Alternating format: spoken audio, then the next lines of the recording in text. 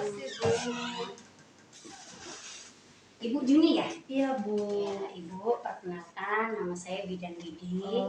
Saya bertugas pada pagi hari ini ya, Bu. Ada yang bisa saya bantu? Ini, Bu, saya mau konseling. Saya kan baru menikah, Bu. Saya mau mempersiapkan kehamilan. Kira-kira apa yang perlu saya siapkan, Bu?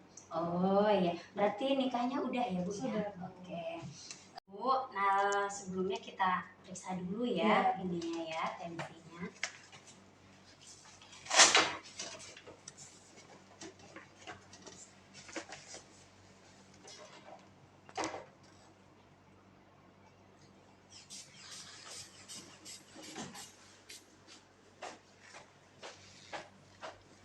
Oke, Bu, hasilnya 110/70, bagus. Normal ya, Bu, ya. Nah, kita ukur dulu ya, Bu, lingkar lengannya ya. Kiri, yang kiri ya. Ya, maaf ya, Bu, ya. Maaf, Bu, ditekuk ya. Oke.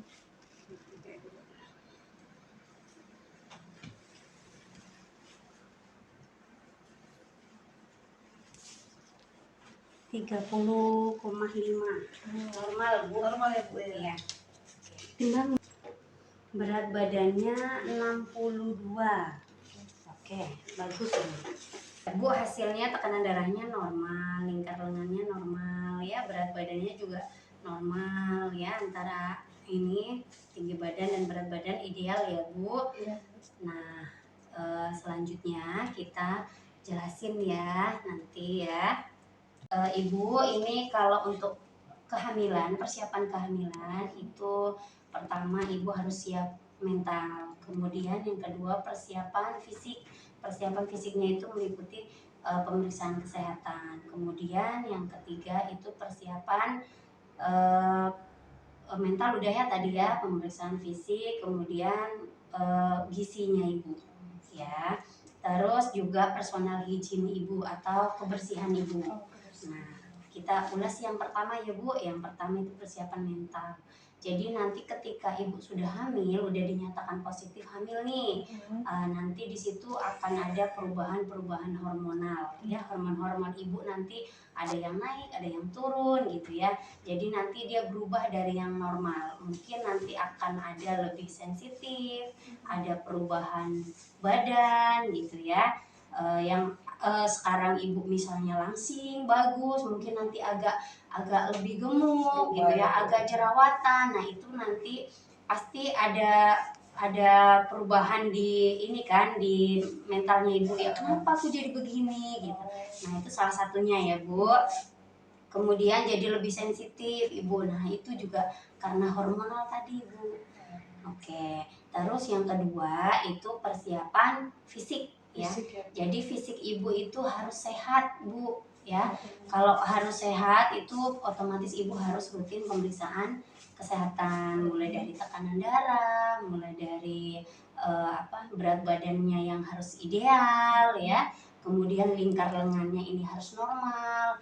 Lingkar lengan itu menandakan status gizi Ibu ya, Bu. Ibu itu kekurangan energi kronik atau tidak. Nah, kalau dia kekurangan energi kronik itu di bawah 23,5 kalau diukur ya, Bu. Terus kalau seandainya misalnya Ibu lebih dari 23,5 menandakan status gizi Ibu bagus. Itu normal ya, Bu? Iya. Terus lagi ya, gizi selama hamil, selama prakonsepsi ya, Bu, sebelum kehamilan itu Ibu usahakan makannya itu yang seimbang. Ini maksudnya seimbang ya, Bu. Itu ada karbohidrat ya, ini yang bawah.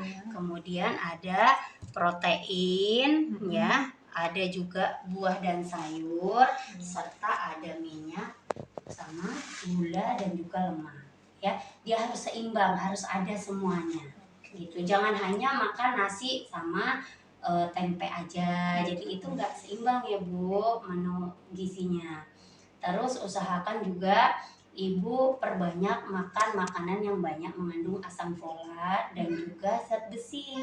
Itu asam folat tuh kalau dari makanan apa aja, Bu, ya? Oke, kalau dari makanan itu misalkan pisang, buah pisang ya. kemudian alpukat ya, terus buah kiwi gitu. Nah, kalau yang zat besi nih apa aja? Itu dari sayur-sayuran, dari daging yang berwarna merah ya, itu banyak zat besinya. Ati gitu, ati ayam boleh, ati sapi boleh gitu. Itu dikonsumsi suami istri apa saya aja, Bu? Sebaiknya dua-duanya, Dua-duanya. gitu. Karena kan yang namanya kehamilan itu nggak hanya ibunya aja ya. Nah, suami juga berpengaruh. Kenapa? Karena suami menyumbangkan sperma ya, sel ininya spermanya itu. Jadi harus bagus. Jadi sperma yang bagus dihasilkan dari badan yang sehat gitu. Oke, terus lanjut yang keempat itu personal hygiene atau kebersihan ibu. Jadi kalau sudah menikah kayak gini usahakan ibu rajin mengganti celana dalam, paling enggak kalau sudah basah itu ganti ya, jangan sampai udah basah dibiarin aja nanti tumbuh jamur. Oke, kalau tumbuh jamur kayak gitu itu sangat memicu keputihan. Nah, kalau ibu sudah keputihan ya, keputihannya sampai berbau, gatel misalnya ya, warnanya udah kehijau-hijauan gitu, itu tidak bagus ya Bu. Nah, itu bisa menghambat kehamilan juga. Iya, benar. Nanti seandainya ibu misalnya amit-amit ya, mudah-mudahan jangan ada keputihan yang berbau, warnanya berubah, segera periksa ke dokter. Iya. Sampai sini ada yang mau ditanya nggak? Kalau yang asam folat tadi Bu, kita misalnya beli, misalnya kita nggak konsumsi makanan, itu minumnya berapa kali sehari Bu? Boleh ya Bu, kalau misalnya ibu mau konsumsi yang tablet boleh ya, misal itu boleh dibeli di tenaga kesehatan boleh atau di apotik boleh ya. Itu bagusnya minumnya sehari sekali, setiap hari gitu. Setelah ibu menikah usahakan setiap hari minum. Terus kalau yang asam ini tablet tambah darah itu Bu, itu juga bagus diminum ketika ibu datang haid. Itu sekali sehari juga Bu? Iya, sama. Itu pagi apa malam Bu? Kalau asam folat boleh pagi ya. Terus kalau yang tablet tambah darah itu boleh malam. Oke. Sampai sini ada yang mau ditanya lagi? Sudah. Oke. Kalau gitu, kalau ada apa-apa ibu boleh berkonsultasi lagi. Terima kasih untuk waktunya. Semoga nanti segera hamil ya Bu. Amin Bu. Doain ya Bu ya. Makasih ya Bu ya informasinya. Saya pamit pulang Bu. Iya. Hati-hati Bu.